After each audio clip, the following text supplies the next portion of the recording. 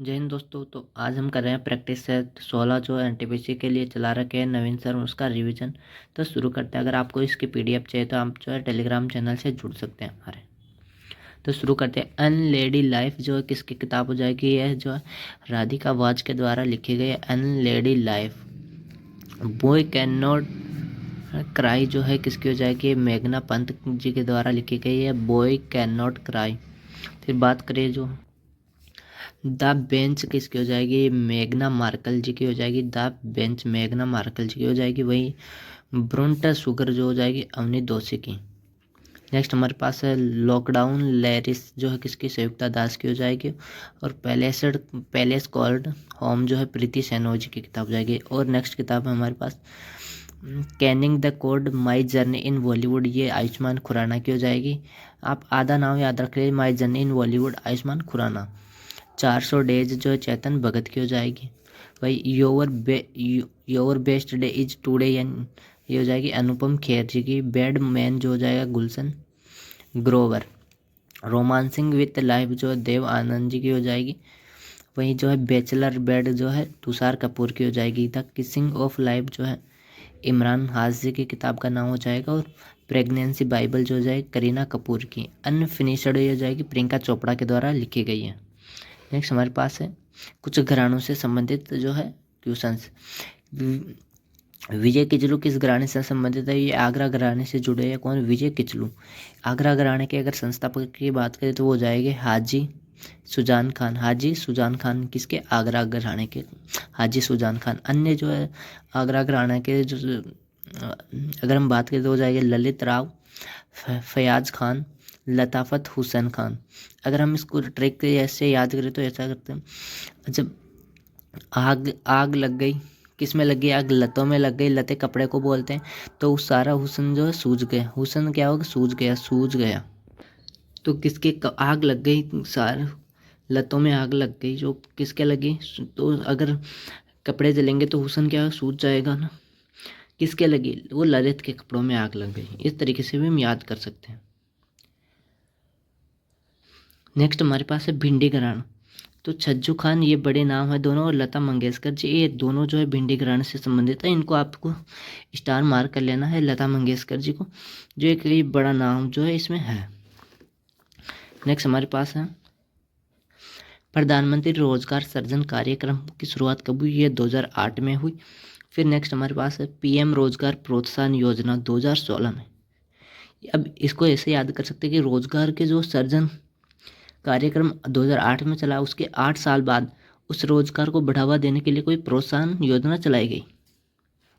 फिर हमारे पास है पीएम गरीब कल्याण योजना, पीएम गरीब कल्याण रोजगार, ये 2020 में चला। राष्ट्रीय ग्रामीण आजीवन मिशन 2011 में शुरू किया गया। पीएम स्वनिधि योजना 2020 में चली।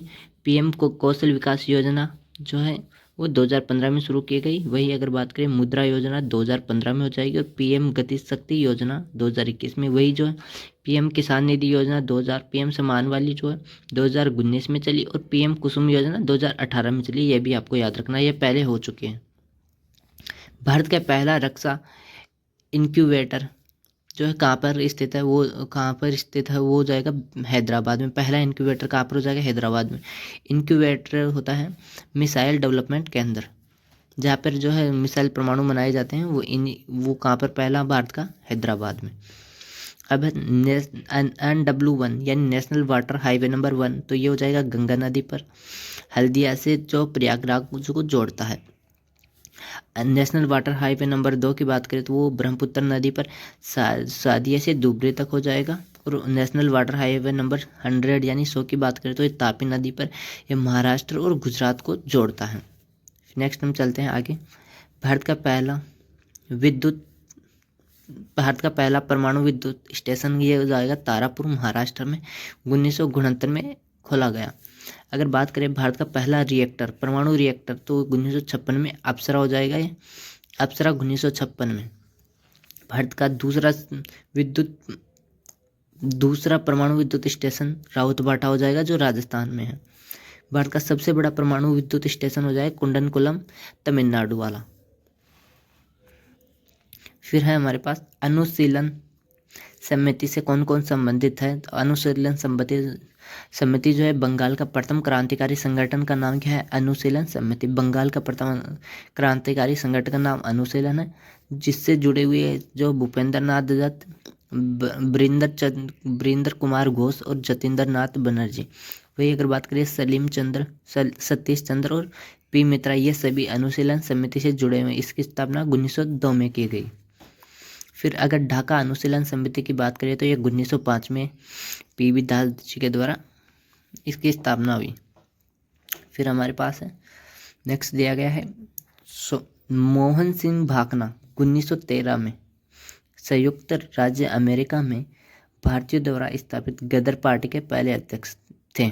यानी गदर पार्टी की स्थापना कब हुई, अमेरिका में, कब, 1913 में। जिसके अध्यक्ष कौन थे, मोहन सिंह भाकना। गदर पार्टी के अध्यक्ष मोहन सिंह भाकना 1913 में स्थापित हुई थी। गदर पार्टी 1913 में, हेडक्वार्टर इसका जो युगांतर आश्रम यूएसए में हो जाएगा। हम इसके बाद के उपाध्यक्ष की हो जाएंगे केसर सिंह थतगढ़। इसको 1948 में भंग किया गया। इन्होंने जो हिंदुस्तान गदर के नाम से पत्र चलाया था। नेक्स्ट हमारे पास देख रहा है अलीपुर बम कांड से कौन कौन जुड़े हुए हैं। तो अलीपुर बम कांड में श्री जो रविंदर घोष जी जुड़े हुए हैं। 30 अप्रैल 1908 को ये हुआ। इसी के साथ इनके साथ जो है ये जुड़े फरपुल चौकी जुड़े हुए थे और खुदीराम बोस जो है जुड़े हुए थे। खुदीराम बोस को 11 अगस्त 1908 को फांसी हो गई। सबसे कम उम्र में फांसी की सजा दी गई हो जाएंगे खुदीराम बोस। इन्होंने किंग्सफोर्ड पर हमला किया, जिसमें ये असफल रहे। अरविंदो आश्रम जो है की स्थापना अरविंद घोष के द्वारा जो इन्होंने बाद में संन्यास ले लिया 1926 में। और फिर अरविंदो घोष की स्थापना की पुडुचेरी में। इन अरविंदो घोष जी की किताब हो जाएगी easy on Gita, the life divine. फिर नेक्स्ट हमारे पास दिया गया अभिनव भारत समाज की स्थापना किसने की। तो विनायक सावरकर ने अभिनव भारत समाज की स्थापना 1904 में की और इस समाज को भंग किया गया 1952 में। इन्होंने मैगजीन जो है चलाई वो थी हिंदुत्व की जो मैगजीन चलाई किन्होंने, विनायक सावरकर ने। नेक्स्ट हमारे पास है भाषा से संबंधित आर्टिकल। जो आर्टिकल 343 से 351 से संबंधित है भाषा से संबंधित कौन से आर्टिकल हो जाए, 351 से 343 से 351 में भाषा दी गई है। अगर हम बात करें 343 तो हिंदी राजभाषा है। आर्टिकल 344 में राज्य भाषा, राज्यों की भाषा दी गई है 344 में। आर्टिकल 210 में विधानमंडल की भाषा दी गई है और आर्टिकल 120 में संसद की भाषाओं के बारे में बताया गया है। राजभाषा आयोग जो 7 जून 1955 को बना। इसकी फर्स्ट रिपोर्ट है 31 जुलाई 1955 में बना। 56 में इसने रिपोर्ट दी। ये गृह मंत्रालय होम मिनिस्टर के अंदर आता है और इसके अध्यक्ष जो है इसके अध्यक्ष जो है बी द खेर हो जाएंगे। भारतीय संविधान के लागू होने से लेकर 15 वर्ष तक के लिए अंग्रेजी को संघ की एक सहयोगी भाषा के रूप में स्वीकृत किया गया। यानी संविधान लागू हुआ था उसके साथ अंग्रेजी को कितने जो है वर्षों के लिए जोड़ा गया, 15 वर्षों के सहयोगी भाषा के रूप में जोड़ा गया था। नागालैंड की राजकीय भाषा कौन सी है, अंग्रेजी ही हो जाएगी। जम्मू कश्मीर की अगर भाषा की बात करें तो डोंगरी हो जाएगी।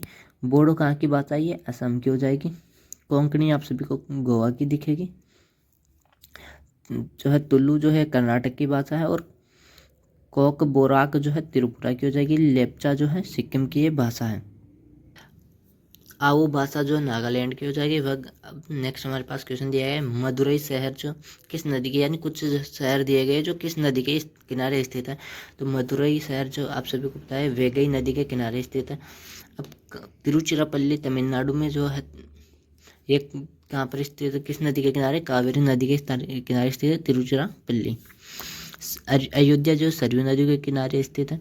कटक जो है कर्नाटक में है, कटक ये महानदी के किनारे स्थित है।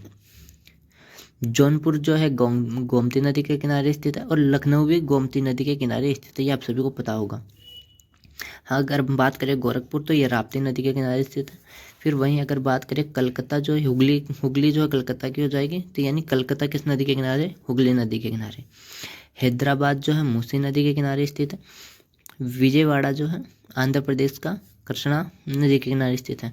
अगर बात करें बेंगलोर की तो ये वरसभावती नदी के किनारे स्थित है। और पुणे जो महाराष्ट्र में स्थित है वो मुत्था नदी के किनारे स्थित है। ये कुछ जो शहर जो इम्पोर्टेंट है किस नदी के किनारे स्थित है से पूछे जाते हैं। अगर बात करें हम उद्गम मंडलम हिल स्टेशन, इसका अन्य नाम जो इसको ऊटी के नाम से जाना जाता है। ये पर्वतीय स्थलों की रानी के नाम से भी इसको जाना जाता है। उद्गम मंडलम हिल स्टेशन या ऊटी जो पर्वतीय स्थलों की रानी है। डलहौजी प्लस मनाली प्लस कसोल जो है हिल स्टेशन वो कहाँ पर है, हिमाचल प्रदेश में हो जाएगा। गुलमर्ग प्लस और सोनमर्ग ये दोनों हिल स्टेशन कहाँ पर है, जम्मू कश्मीर में हो जाएंगे। और माथेरान जो है हिल स्टेशन महाराष्ट्र का हो जाएगा। जम्पुई जो हिल स्टेशन कहाँ पर स्थित है, ये भी त्रिपुरा में हो जाएगा। और वही एक बात करें नेत्रहाट हिल स्टेशन तो वो झारखंड का है। मुन्नार हिल स्टेशन जो है केरल में स्थित है, ये भी आपको पता होना चाहिए। अब जो है नेक्स्ट क्वेश्चन हमारे पास दिया गया है शिपयार्ड से। तो पहले हिंदुस्तान शिपयार्ड लिमिटेड कहाँ स्थित है, तो ये विशाखापट्टनम में हो जाएगी। ये रक्षा मंत्रालय के अधीन आती है हिंदुस्तान शिपयार्ड लिमिटेड। 1941 में इसकी स्थापना किसके द्वारा, हरिश्चंद्र द्वारा की गई थी। यहाँ पे इस शिपयार्ड में क्या होता है, पनडुब्बी जो है निर्माण का कार्य किया जाता है। पनडुब्बी निर्माण का कार्य शिपयार्ड में किया जाता है। भारत का सबसे बड़ा शिपयार्ड कौन सा हो जाएगा, कोचीन शिपयार्ड। 1972 में इसकी स्थापना हुई। पहला जहाज रानी पद्मिनी। नौसेना शिपयार्ड कोची केरल में। नौसेना का जो है नेवी का शिपयार्ड है जहाँ जहाजों को खड़ा किया जाता है वो हो जाएगा कोचीन में केरल में। फिर हमारे पास दिया गया आर्थिक सर्वेक्षण को केंद्रीय बजट से अलग कब किया गया। आर्थिक सर्वेक्षण को केंद्रीय बजट से अलग कब किया गया, 1964 में। रेलवे एवं आम बजट को अलग किया गया था 1924 में एक वर्ष समिति के द्वारा। फिर वापस से इसको एक कब किया गया, 2017 में विवेक ओबेरॉय समिति के द्वारा इसको एक कर दिया गया।